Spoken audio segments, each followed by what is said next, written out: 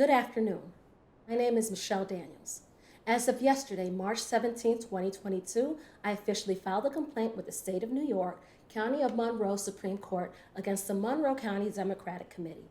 I chose St. Patrick's Day to file because urban legend says that if you steal from a leprechaun, they will stop at nothing to regain all of their gold coins. It appears that I have been forcefully placed in that same position.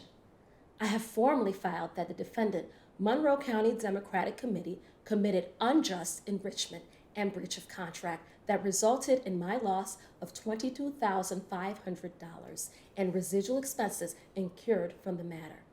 MCDC is benefiting from unjust enrichment at my expense. I contributed $7,500 for 3 tables to seat 24 of my closest friends and family members at the 2020 Mayor's Ball. The defendant MCDC canceled said event. If the donation was not used for the intended purpose, how was it used? And why are they refusing to refund me after the event was canceled? Would you accept Ticketmaster pocketing $7,500 of your money after cancellation of their event? I have no choice but to escalate this matter further. MCDC breached its agreement to use my Chairman's Club's donations for the 2020 election cycle. I was led to believe that MCDC would conduct events and engage in activities designed to benefit the community while promoting the party's commitment to racial equality, political activism, and social justice. To my surprise, nothing positive has come from these promises. In fact, sadly, within this time period, I have watched the local Democratic Party buckle publicly due to deceit, power grabbing, and revenge. I was a platinum member of the 2020 Chairman's Club. This was the highest tier, costing a total of $15,000. When I brought the breach of contract and unjust enrichment to MCDC Chairman Zachary John King on October 8, 2020, well before the end of the election cycle, Chairman King stalled me for a month. He ignored my numerous calls and emails. On November 23, 2020, MCDC legal counsel Kathleen Koshiker wrote me a letter stating that my money was spent, MCDC was broke, I was not getting any money back, and that they were sorry for losing my support. The next day, I wrote my final and public letter to Chairman King, which sent excitement through his legal team. I avoided outside communication the rest of the day. The next morning, I woke up to a multitude of missed calls and texts. I was in disbelief that MCDC's legal team had contacted numerous public and elected officials with threats. The most alarming threat was made by an MCDC lawyer named Sean. He called then Mayor Lovely Warren and demanded that she make me cut it out or deal with legal ramifications.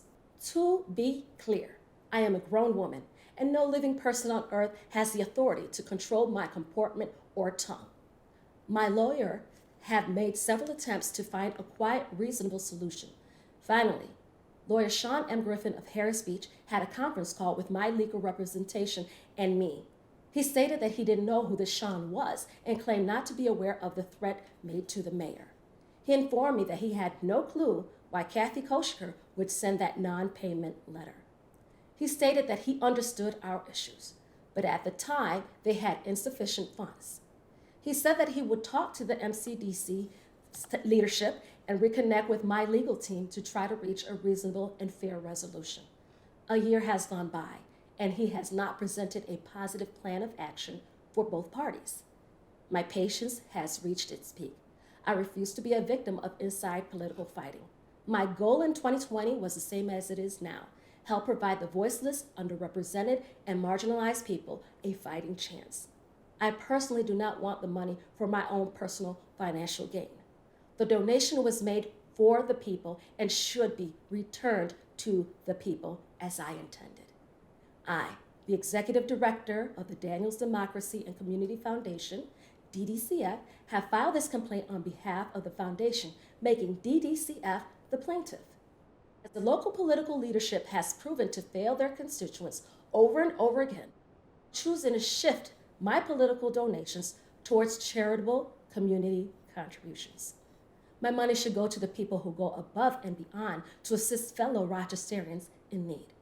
So MCDC has a choice: either continue to steal from the community by withholding my contribution or do the right thing. I pray that they choose the latter.